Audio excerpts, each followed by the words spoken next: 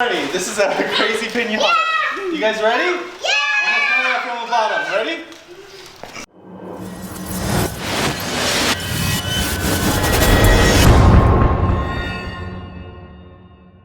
Hey guys, welcome back to the channel today. It is winter almost here in Idaho, so things are getting super cold, so I have a jacket on because it's cold out here.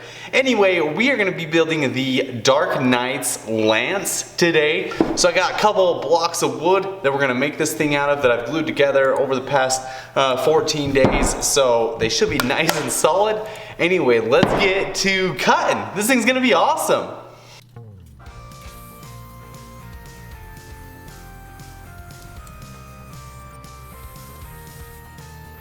Alright, so generally I start out every single one of these videos on the table saw. It's my go-to saw. It basically does your rough cuts, your starting cuts, your cuts that get things going. So I have these couple blocks of wood that I decided, so typically I glue my wood beforehand before I start any of these build videos because I figure you guys don't want to watch me glue wood together because it's like, you know, gluing wood together. Now the first piece that I cut was a little crazy because I end up not even using that piece, and so here I'm in the background, I'm just like getting that other piece of wood that I glued, and so this is actually going to be the main portion of the Dark Knight's lance.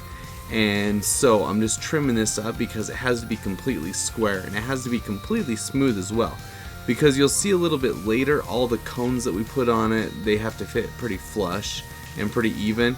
And so I actually have to give quite a few passes because for some reason my wife won't let me buy a table saw that I can cut huge pieces of wood with.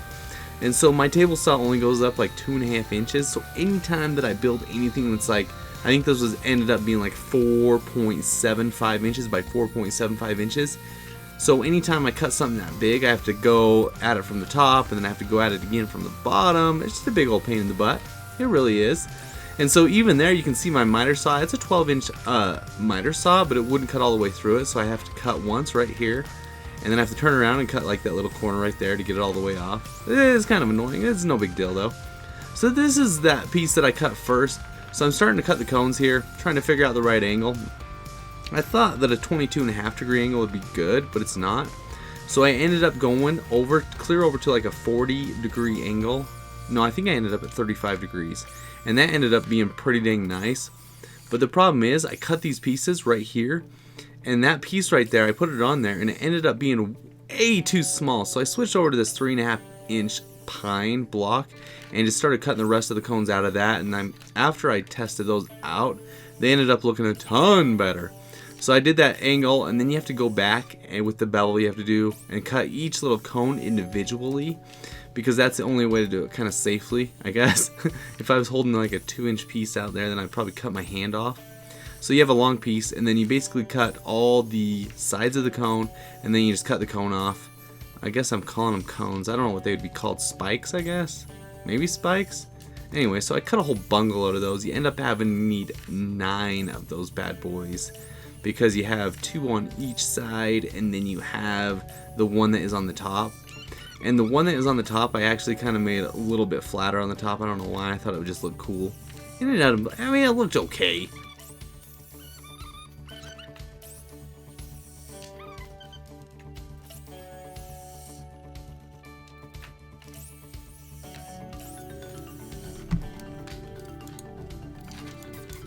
Alright, so this piece here that I'm cutting actually goes underneath the main part of the whole unit, the main part of the shaft. Goes underneath the piece where the cones are and everything. It's just a little piece. Then I'm cutting the end of the handle there, and then I'm actually cutting the handle here. So that's all that is.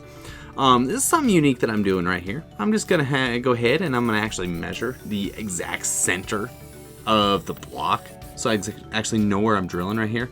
And my drill was struggling a little bit, so actually that thing started spinning on me and like busting up my fingers. It was super annoying, but I kind of dealt with it, and so I was okay with that.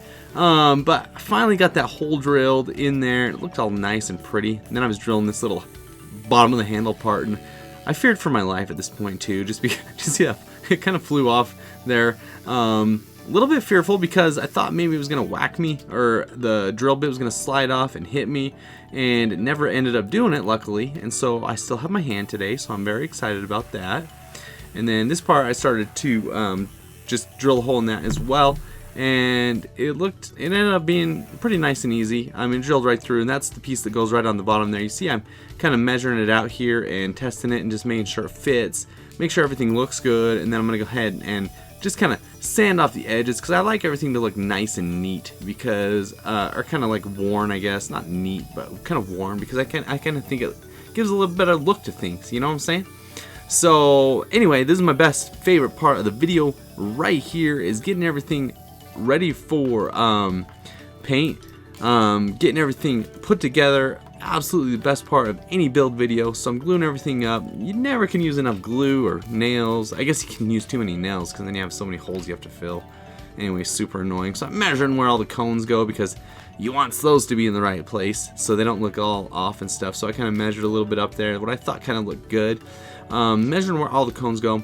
Went ahead, put all those bad boys on real quick. They ended up looking super sick on there.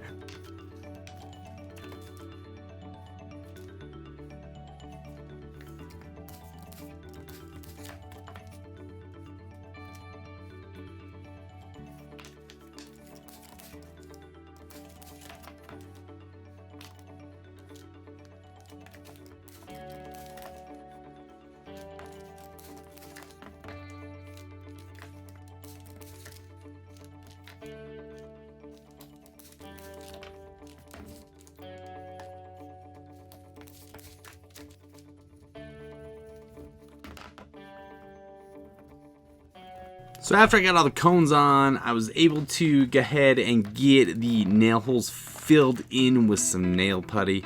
Made quite a few holes, just a couple holes on each one, and about 4 holes on the bottom, able to fill those in. Dude, I thought I was so cool right here painting with 2 cans. There's actually 2 different colors. I think it kind of gives it a cool effect. So I was painting with like 2 different colors right here, kind of giving it some different shades. Oh, just admiring my work.